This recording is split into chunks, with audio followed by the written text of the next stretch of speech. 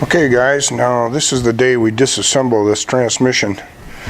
A viewer, Rodney Camelli, I apologize if I didn't pronounce that right, says that he's really looking forward to seeing the inside of this transmission. So I guess that's what we're going to do right now. I've marked these. There's actually 4 dowels in this case. 2 of the dowels go through the 2 halves of the case and into the transmission into the frame of the saw to locate it, and then 2 dowels are just between the 2 cases, the 2 halves of the transmission here. So then that way you can pre-dowel it and kind of test it out and stuff before you put it in the saw. And then when you get ready to put it in the saw, then you put these the rest of the way through into the saw frame. So we'll start by making sure that these 4 dowels are back out of the way, and we'll just tap these back into the one side of the frame. They're in one check.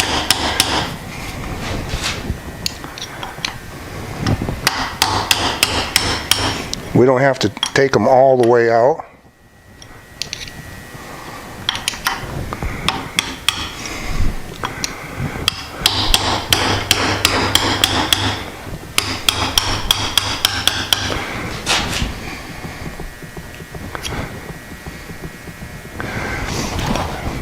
When I originally split the 2 halves of this transmission case, it did have a gasket between the 2 halves. When I worked on it the first time, when I reassembled it, I just used gasket maker between them. Let's see if I can get a little extra light on this. I don't know if that helps.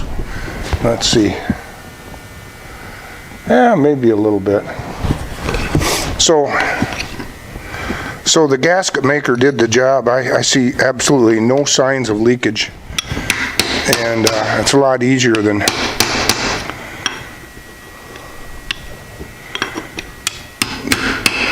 making a special gasket for it.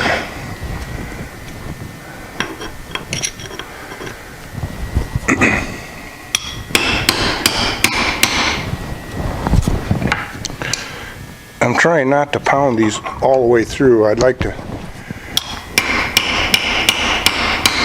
keep them in the halves so I don't lose track of the dowels. But they have to be back far enough so the 2 cases come apart. So now there's 2 screws holding this together. Ooh, that one seems quite loose there, as does that one. I don't know if I didn't get them tight when I put it back together the last time, or whether they loosened up. I don't know. Now, to split the 2 sides here, let's see. Now that this is glued together, I think what I'm going to do, take my razor knife, take the razor blade out of it,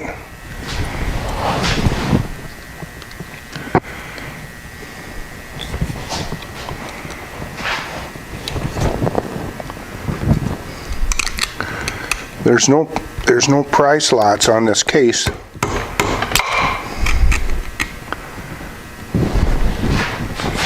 That light is blinding me.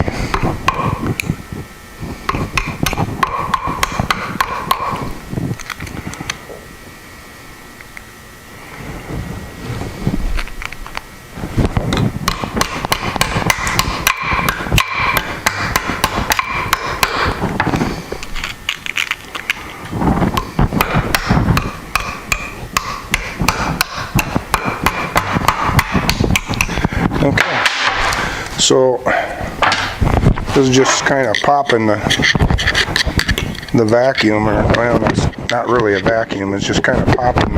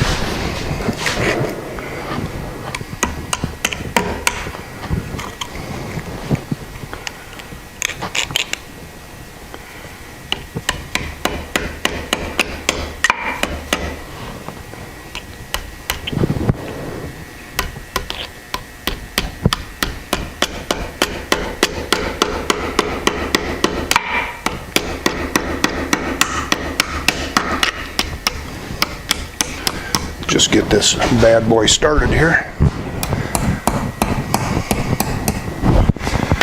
Okay.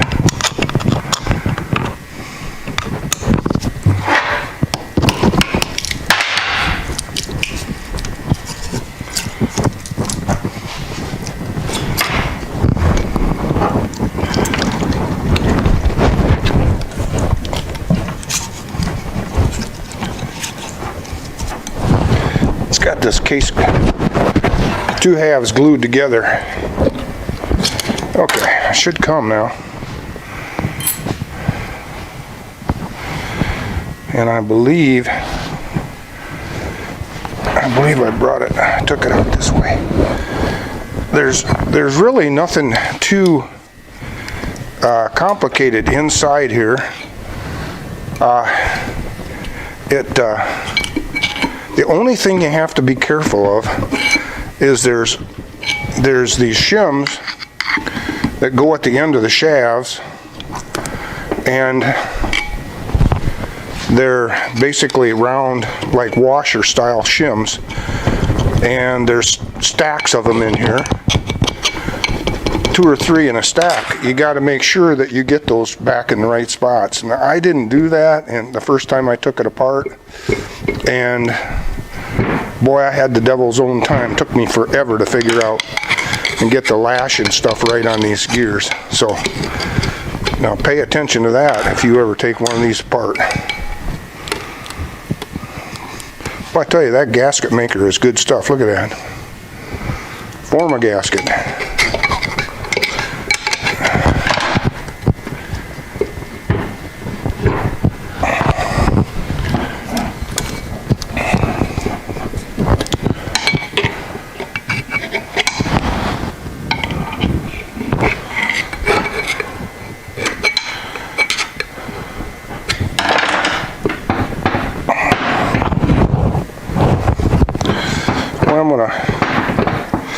I'm gonna struggle with this a little bit longer, so I'll shut the camera off until I get inside here.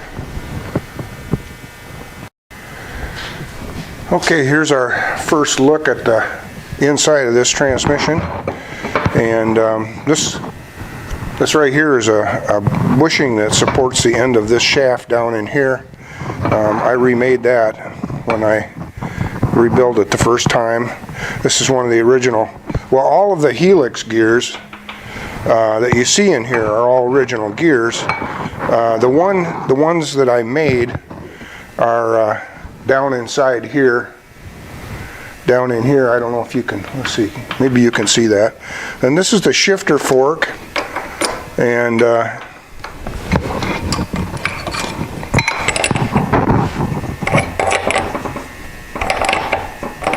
it shuttles back and forth on here.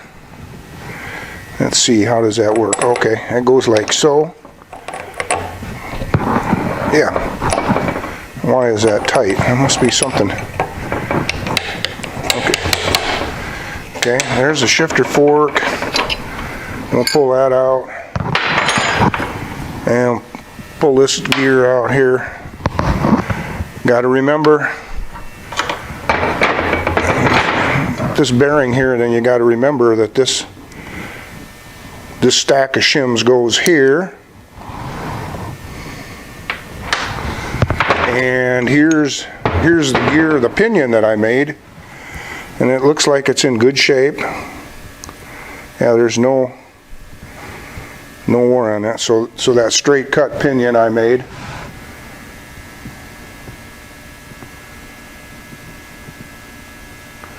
Some of you may remember that. And let's see. Yeah. Now we have to get this gear out, if I can remember how to do that. I put all new bearings in this too.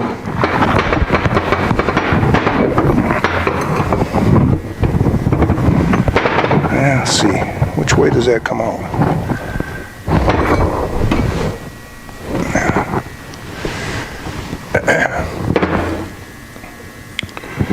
Okay, I'm going to turn the camera off again while I plot my next move.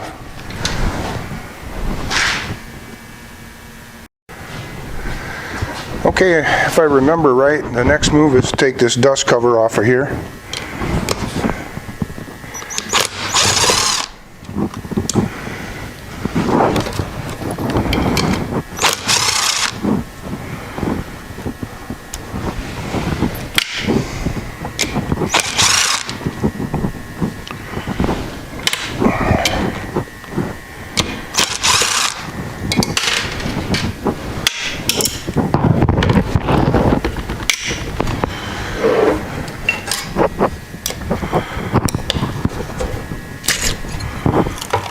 Okay.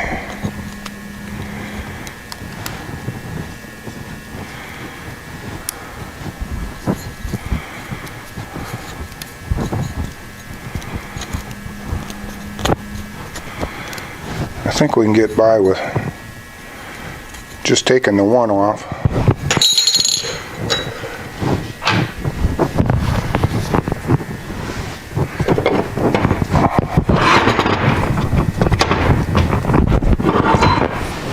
And then this bearing,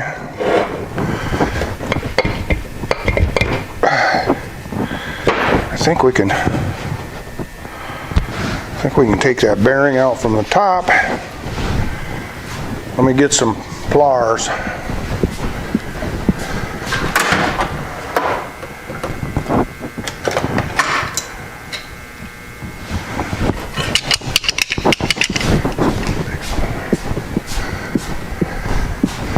These ought to be big enough.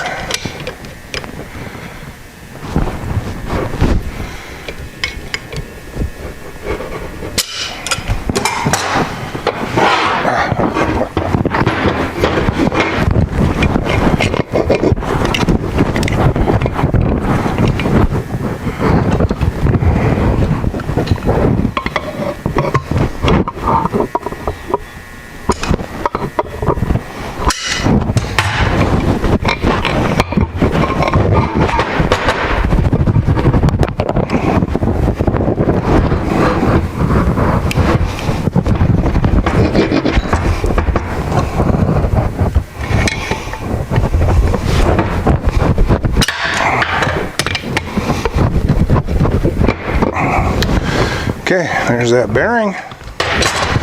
And let's see, with that bearing, and this gear comes out. So this is the one that I messed up. There's the straight cut gear that I made, and then came back in later and ground it, and it looks really pretty nice, but I didn't like the way it sounded. And I'll show you later, it has some thin teeth on it. So now I have to press. Oh, there's another stack of shims that come off here. I have to remember, there's a thick one and a thin one. Okay, so I have to remember where that goes. Now, let's press this gear off of here and press the new one on. And as soon as I get set up for that, once again, I'll come back to you.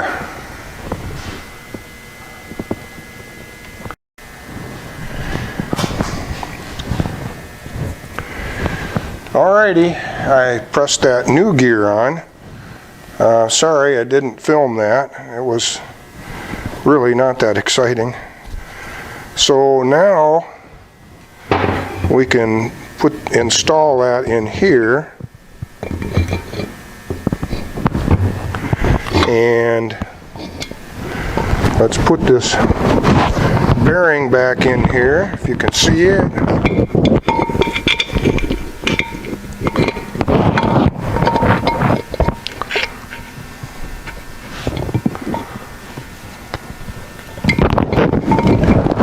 Wish I had another hand.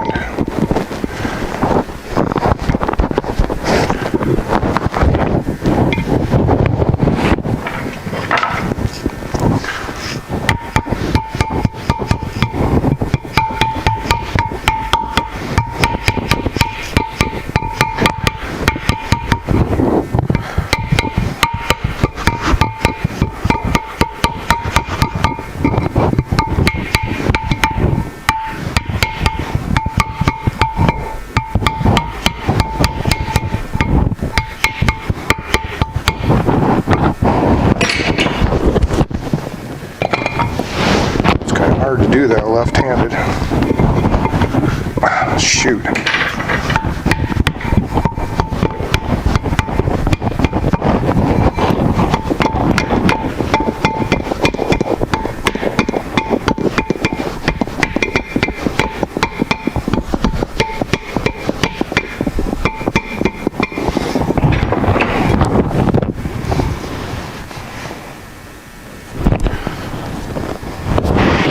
Here we go. Okay.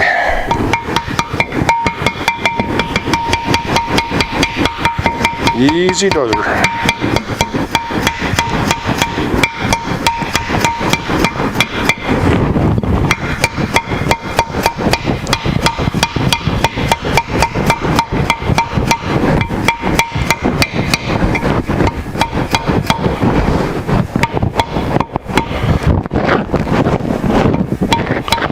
Okay,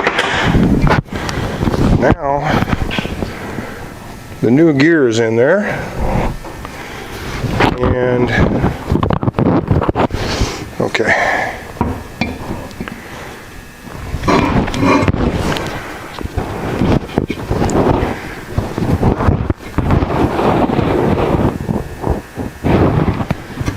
And you know what? You know what? I think I forgot a stack of shims. Woo!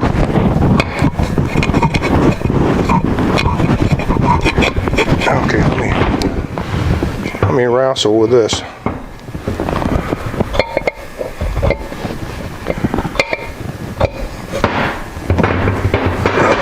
Shoot.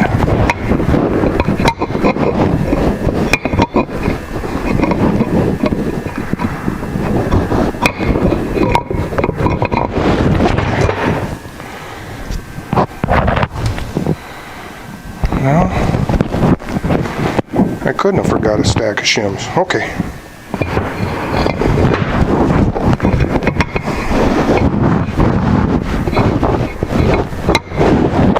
Okay.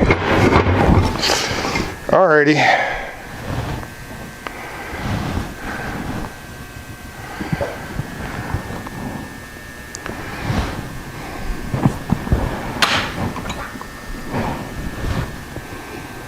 Okay.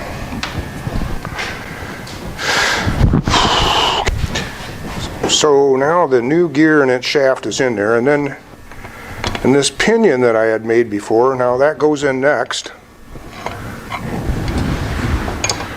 Okay, that goes there. And then here's where that stack of shims goes with its bearing. Let's see, which way did it go though? Oh, I think it went this way. Yeah. Like so.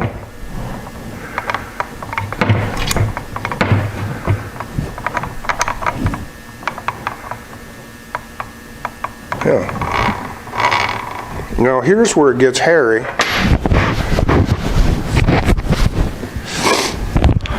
I have to let's see, how did I put that in there? Did I?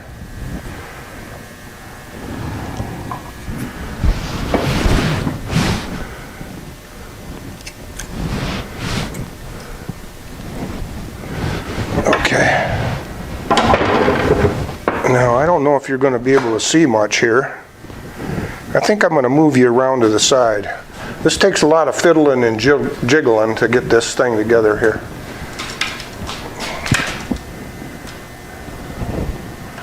This is where I could use about 4 hands. And let's see here. This goes over here. Let's see, how does that go?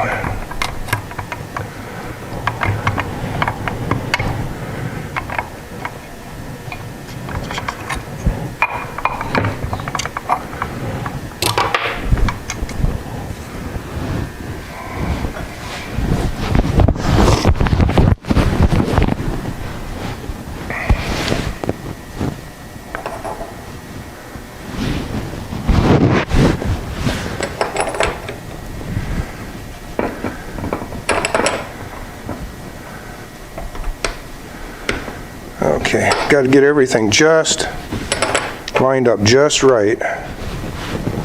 Oh, that doesn't work very well that way.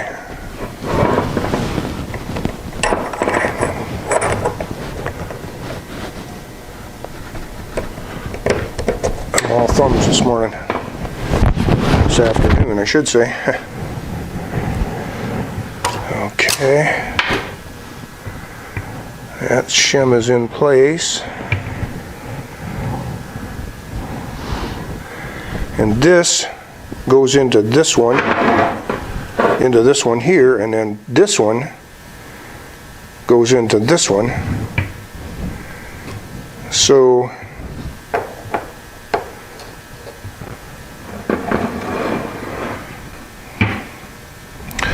and all the while we have to keep this engaged in here.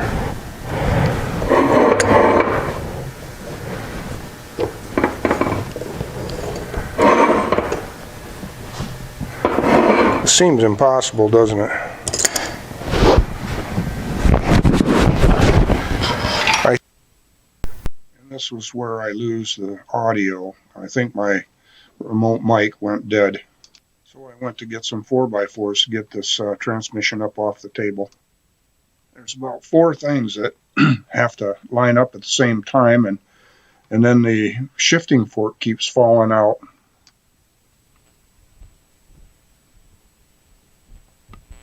And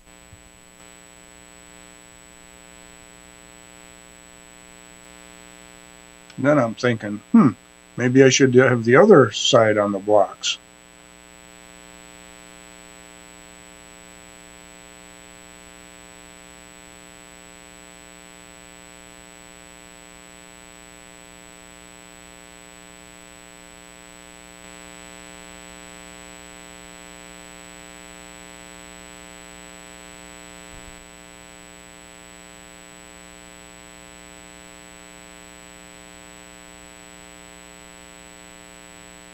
Son of a gun.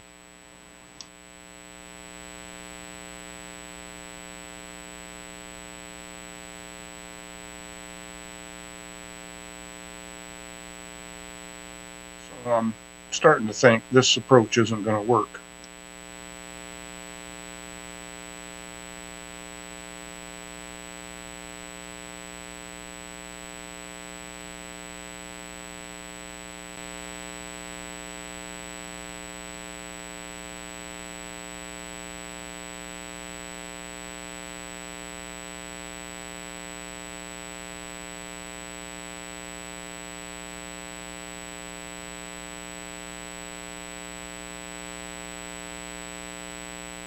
Nope, that's not going to work.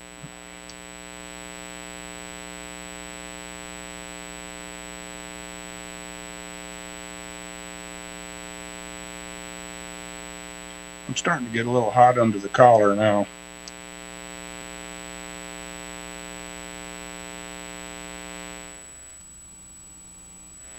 So here's what I figured out. I cut off 2 5/16 bolts, and I threaded them into the threaded holes in the one side of the case, and I used those for guide pins. And then I sort of jiggled everything together on its side, and it went together all but about this last 1/2 inch. So then, as you'll see in a moment, I open up the dust cover on the back side of the transmission, and I tease that shaft into its bearing, and that's how I finally got it. And while it's open a crack here, I also smear a bunch of silicone on there.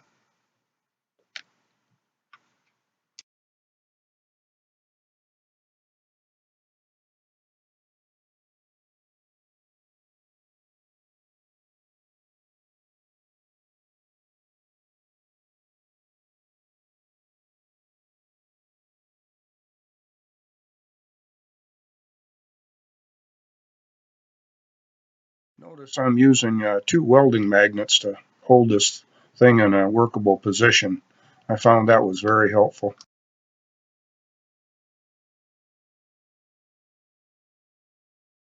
So now the shifter fork is partially engaged, and the two shafts are partially engaged in their bearings on the one end, and I can see the only thing holding it is the one end of the shaft on the one side, and all I have to do is take the dust cap off, and I can kind of tease that into its position.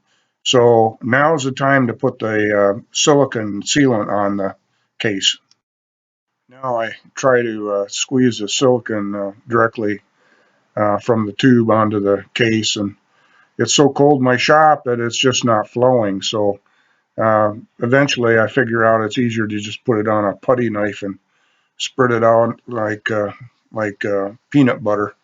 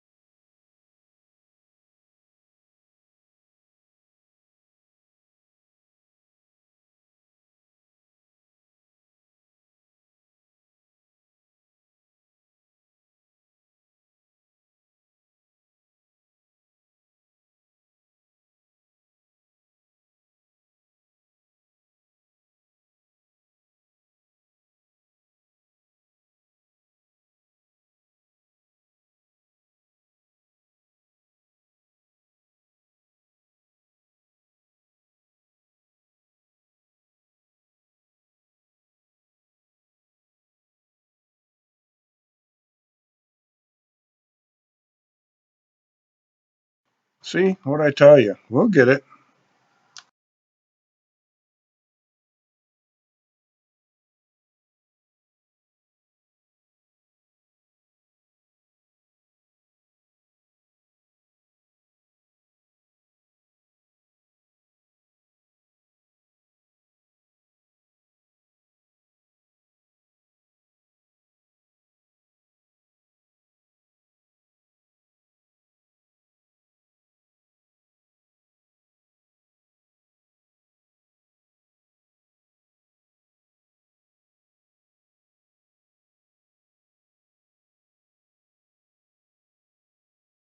Well, this process took a while, but boy, I sure hope it doesn't leak.